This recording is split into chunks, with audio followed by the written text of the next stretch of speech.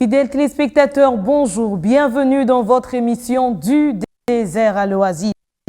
Avec vous, nous avons commencé notre sous-thème « Vivre l'oasis dans les déserts des familles brisées » et nous sommes à la deuxième partie donc de notre émission que nous avons commencé avec Madame Bénédicte Makassi. Comme vous le savez, nous n'avons pas pu continuer l'émission, mais nous avons fait carrément une seule pour progresser avec vous et finir, poursuivre avec cette histoire qui est douloureuse mais qui cache beaucoup de leçons parce que au milieu de ces épreuves que Madame Bénédicte a rencontrées, l'Éternel Dieu l'a relevée, l'Éternel Dieu l'a sortie. Oui, dans votre vie, il y a plusieurs déserts, mais ces déserts peuvent être aussi des chemins vers la victoire, des déserts que vous vivez personnellement ou des déserts que vous vivez en famille. Alors, Madame Bénédicte, je reviens vers vous. Je vous salue encore pour voilà, le protocole. Je suis contente de poursuivre cette émission avec vous. Nous l'avons chuté la première partie sur une note remplie d'émotions et qui nous prouve encore comment est-ce que Dieu peut sortir une personne qui souffre terriblement, qui a été déchirée par la vie, mais Dieu est capable de reconstruire, de rebâtir cette personne-là déchirée et pour qu'elle puisse continuer. J'ai aimé le temps sur lequel vous avez chuté, vous avez dit « c'est Dieu qui vous a permis de tenir ». Vous avez parlé du premier désert qui était l'AVC de papa en 2015, une lourde épreuve, j'imagine. Mais aussi, il y a eu après la maladie de maman qui était une terrible maladie qui a même emmené à la mort, alors que maman était celle qui soutenait papa et qui soutenait la maison. Au milieu de tout cela, vous étiez choqués, vous étiez déchirés, vous avez fourni beaucoup d'efforts pour que maman reste en vie malgré sa maladie. Mais malgré cela, elle est partie. Et nous étions là, en ce moment-là de deuil, il était question de soutenir papa parce que papa sortait d'un AVC. Vous étiez seule donc, parce que vous étiez la seule ici à Kinshasa. Beaucoup de vos frères, comme vous avez dit, sont à l'étranger. Vous souteniez papa et vous étiez en train donc d'étouffer votre douleur, supportant les douleurs, les pleurs de papa, l'encourageant. Et j'ai aimé ce que vous avez dit, vous avez été l'oasis de votre père. Juste pour rappeler à nos téléspectateurs, il peut arriver qu'un de vos proches traverse une épreuve terrible, une épreuve qui le déchire, une épreuve qui, comme je le dis, le met par terre. Mais si tu es à côté, il est possible que tu sois son oasis pour l'aider à s'en sortir. Mais je me tourne vers Madame Bénédicte. Comment est-ce que vous vous en êtes sortie? Parce que vous avez perdu votre mère. Vous avez perdu celle qui était votre meilleure amie.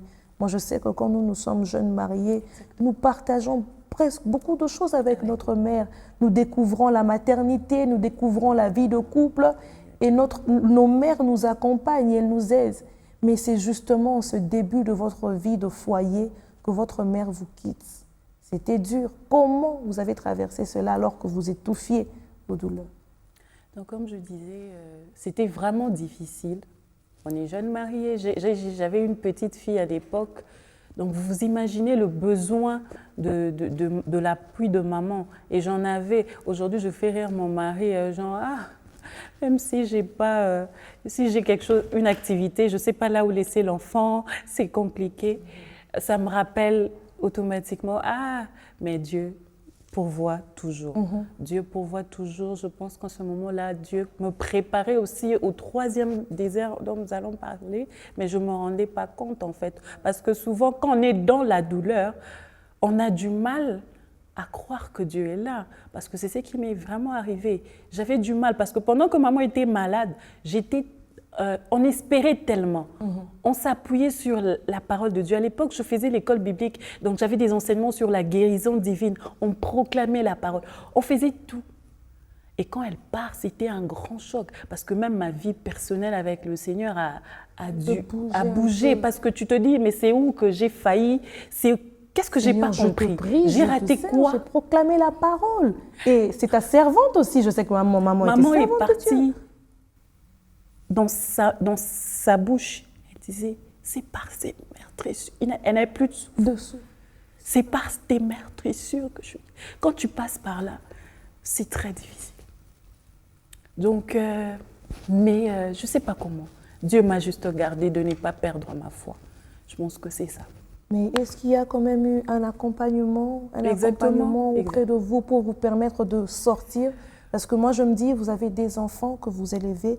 Alors, il est important qu'ils ne grandissent pas en sentant la douleur de maman, mais que vous puissiez vraiment les élever avec un cœur ouvert. Comment vous avez fait pour vous reprendre? Je pense que c'est un poids que j'ai porté. J'ai porté ça, j'avais besoin de ça. Alors, je n'ai pas eu la possibilité de vraiment extérioriser, mais comme je dis, à chaque fois que c'était plus fort que moi, il y avait toujours quelqu'un, soit il vient te chercher, surtout l'ami de mon mari m'a beaucoup aidé.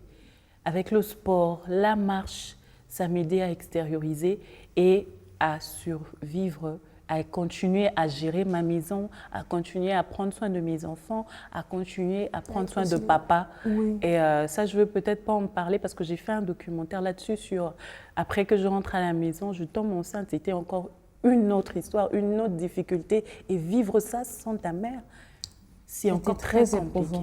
Mais je pense que directement comme ça, je n'ai pas pu. Donc, c'est quelque chose que j'ai porté jusqu'au 3e désert. Et donc, la guérison a été un parcours. Ce n'était pas du coup. Ce n'était pas du coup que vous êtes sorti. C'était un parcours. Même là, c'est jusqu'aujourd'hui, je pense que le Seigneur en processus, l'Éternel travaille. Mais aussi le fait de partager au sujet de cette douleur, ça vous libère aussi. Oui, beaucoup. Et alors, parlez-moi du 3e désert. Vous m'aviez dit que, vous me disiez que vous aviez carrément emmené papa chez vous pour lui permettre d'avancer dans un processus de guérison. Et être là présent pour lui, parce que rester là-bas, ça allait être un peu difficile. Tout se passait bien, mais je ne veux pas cacher qu'il y avait des moments... C'est sa femme, en fait, qui part. Donc, il y avait des moments où vraiment... Je pouvais... Le Seigneur m'a beaucoup aidé. Je pouvais juste, à le voir, tu détectes que ça ne va pas. Tu lui prêtes les mots et là, il se fond en larmes. Voilà. Et tu joues, tu continues à faire ton rôle, l'écouter, l'encourager, le laisser sortir tout ça là. Ça allait bien et puis bon, avec l'enfant, et ça le détendait un peu. Les petits-fils, la petite fille. Allez, je pense que c'est en octobre 2025. Il fait une crise. Donc la santé déjà commençait à déranger un peu. Et puis octobre 2025, il fait une crise. On part à l'hôpital et c'était parti pour 1 mois et demi. Il n'a pas surmonté, il n'a pas su tenir, lui aussi à son tour. On est allé, C'était très difficile, pourquoi? Parce que, en tant qu'enfant, quand on grandit, on souhaite que nos parents puissent bénéficier des résultats de leurs sémences, de ce qu'ils ont investi en nous. On n'était resté qu'avec papa. Je lui disais ça aussi. Papa, bats-toi, ne fût-ce que pour nous. Je sais que peut-être que tu vois plus aucun sens, ta femme n'est pas là et tout, mais pour nous, tiens, au moins pour on a tout donné pour garder papa. Tout donné, j'ai mis. On ne voulait pas qu'il parte. Mais c'était difficile.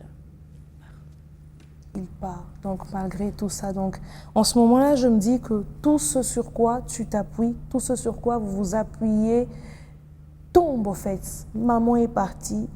Tu as quand même tenu, tu restes avec papa et tout le reste. Et après, papa part. Mais Seigneur, qu'est-ce que j'ai fait au monde? Seigneur, qu'est-ce que je n'ai pas fait? Seigneur, qu'est-ce que tu m'enseignes? Seigneur, mais qu'est-ce qui arrive à ma vie? Et moi, une telle douleur, j'ai l'impression que je ne pourrai plus progresser. Il sera difficile pour moi de faire même un pas encore. Mais Bénédicte est là. Madame Bénédicte est avec moi sur ce plateau. Comment se fait-il que tu ressortes quand même? En fait, je pense que c'est une décision. C'est une décision. C'était pas facile, comme j'ai dit. Je ne sais pas combien de fois j'ai prié. Je disais à mon mari ainsi que à ceux nos parents, qui venaient souvent passer du temps avec nous à l'hôpital, je leur disais, j'ai l'impression que le Seigneur, au lieu de me blesser directement, il me poignarde dans la plaie. Parce que chaque jour, il y a quelque chose qui partait de papa. Donc, ça peut être la main qui donne plus. Et c'est même, j'en profite pour dire... la voix aussi. Pour dire... oui, exactement. J'en profite pour encourager, en fait, les gens à vivre le moment présent. J'étais tellement en train de regarder ceux qui n'allaient pas, en train de courir derrière le médecin. Mais sa voix, on ne l'entend plus. Or, chaque jour, ça se dégradait, jusqu'à arriver à un moment où il était en coma. Donc, même la petite voix que je pouvais entendre hier et en bénéficier, au lieu d'en bénéficier, j'étais en train de voir, mais pourquoi ça ne marche pas qu'on arrange? Le lendemain, il n'y en avait plus même cette voix-là. Le lendemain, il ne pouvait même plus me regarder. Peut-être qu'il m'entendait, mais je ne pouvais pas recevoir ça. Donc, il faut vivre le moment présent. Ce que Dieu nous donne en ce moment-là, profite au maximum. Donc, voilà. Profite au maximum des moments que Dieu te donne avec les personnes qui te sont chères. Tu ne sais pas à quel moment ces temps-là va s'arrêter. Madame Bénédicte, je me pose la question, et certainement les téléspectateurs et internautes se posent. Comment tu es sortie de cette déchirure? Vous dites, Dieu ne vous a pas donné, donc Dieu ne vous a pas donné un coup. C'était des coups. Déjà dans la blessure aussi. Oui, dans une blessure qui était là. Comment est-ce que vous vivez? Parce que moi, j'ai pu comprendre que vous êtes dans le processus de guérison. C'était un processus, c'était un chemin, parce que c'était un voyage du désert à l'oasis. Vous êtes dans ce voyage-là. Comment est-ce que vous vivez ces voyages pour gravir chaque étape? Je pense, je vous ai dit à un moment, quand je parlais du deuxième désert, le départ de maman, j'ai dû être l'oasis de papa. Et le fait de jouer à la forte m'a aidé à pas bien prendre, mais à continuer à être forte. Il y a, je pense, c'est prouvé scientifiquement que quand vous faites quelque chose pendant 21 jours, 21 jours, ça devient comme un caractère. Okay. Non, moi, j'ai dû être la forte pendant plus de 21 jours. Et quand papa part aussi, il faut dire qu'il y avait des responsabilités. Comme je dis... Pour les obsèques et tout. Fallait faire des... Donc, il fallait être forte encore une fois. Et en même temps, il y a les enfants. Donc, tu dois être forte pour les enfants, tu dois être fort pour que les obsèques puissent bien se passer. Donc, je pense que Dieu m'a accordé cette force-là qui m'a aidé à tenir après le départ de papa aussi. Mais c'était très difficile parce que là, je vivais avec lui. Il suffit que tu t'assoies quelque part, tu le vois comment il se mettait pour manger. Les souvenirs, c'était pas facile. Mais le Seigneur m'a porté encore une fois. Cette force-là m'a beaucoup aidée. Beaucoup aidée. Et cette fois-ci, je pense aussi qu'on a eu beaucoup de soutien spirituellement, en présentiel. Des gens qui...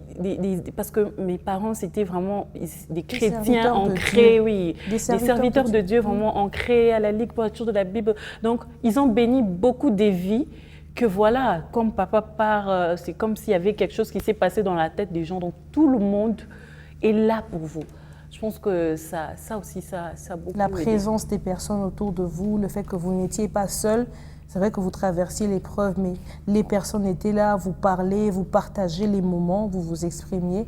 Mais aussi, vous saviez dire ce que vous ressentez au moins, vous vous ouvriez. Moi, je me rappelle que ça n'était pas facile pour vous, mais à un moment donné, quand le temps vous était donné, vous vous exprimiez. Voilà ce que je ressens, maman n'est plus là, je suis seule. Vous me disiez, j'ai personne pour mes enfants. Mais aujourd'hui, vous êtes là, vous tenez. Alors, je me demande quelle leçon vous pouvez partager à ceux qui traversent un désert profond, à ceux qui se sentent déchirés par la vie, à ceux qui se sentent par terre et écrasés. J'ai appris beaucoup de choses. Beaucoup de choses, mais je vais peut-être dire 2, 3. D'abord, pour ceux qui aimeraient être comme le soutien, pour ceux qui passent dans les moments difficiles, je leur demanderai d'être juste là.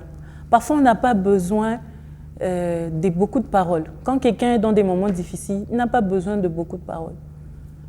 Moi, j'ai appris ça parce que je suis passée par là. Quand tu ne passes pas par là, c'est difficile. Moi aussi, quand je partais consoler les autres, je les disais « Ah, tu es enfant de Dieu, hein?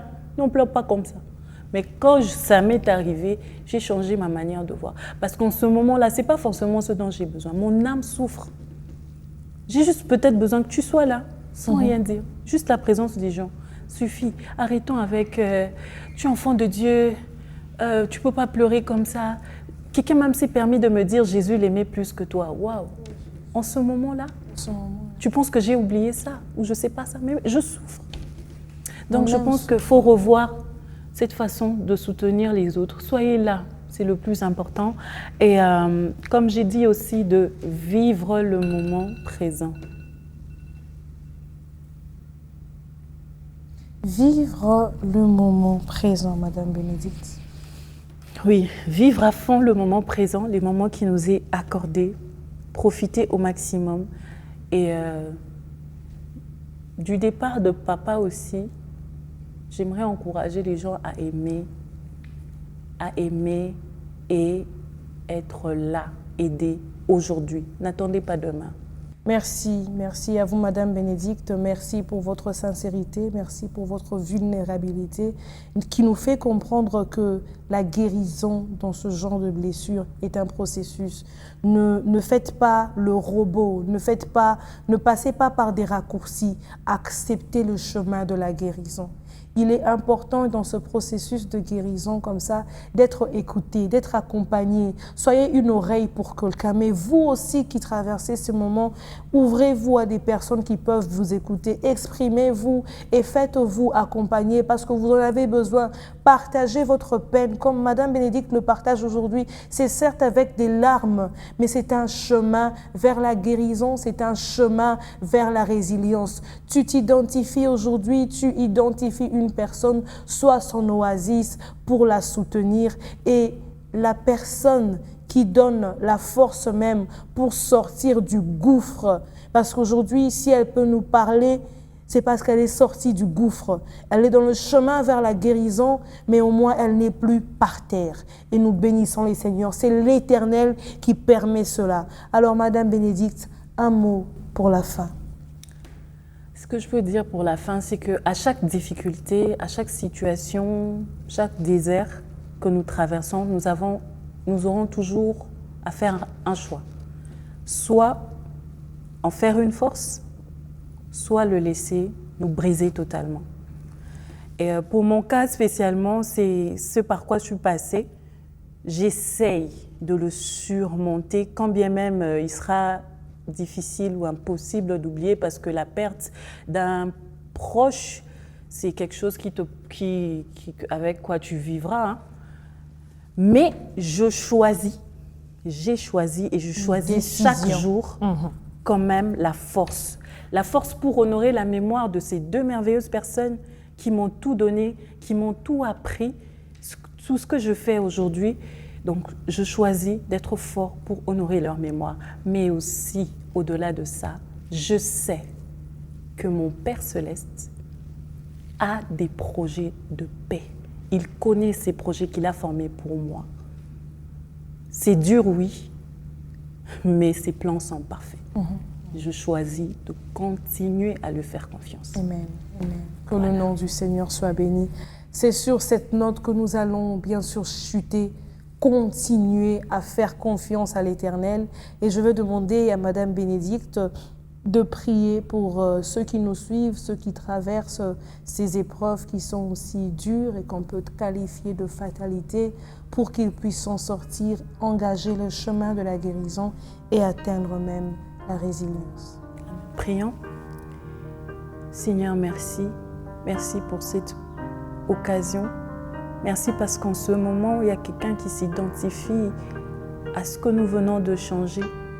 Seigneur, s'il te plaît, que ton esprit inspire chacun, selon sa situation, selon sa difficulté, quel pas faire pour avancer. S'il te plaît, console, fortifie, envoie des gens pour porter ton peuple, pour porter ta fille, pour porter ton fils. Et au-delà de ça, que ta paix garde chacun. Au nom de Jésus, nous avons prié. Amen. Amen. Amen. Que le nom du Seigneur soit béni. Restez branchés sur votre chaîne Bubon TV. Suivez-nous également sur notre chaîne YouTube African Enterprise DRC. Veuillez nous écrire s'il y a des questions, si besoin il y a, au travers du numéro qui s'affiche au bas de l'écran. Et que notre Dieu, le Dieu de la Bible, vous bénisse.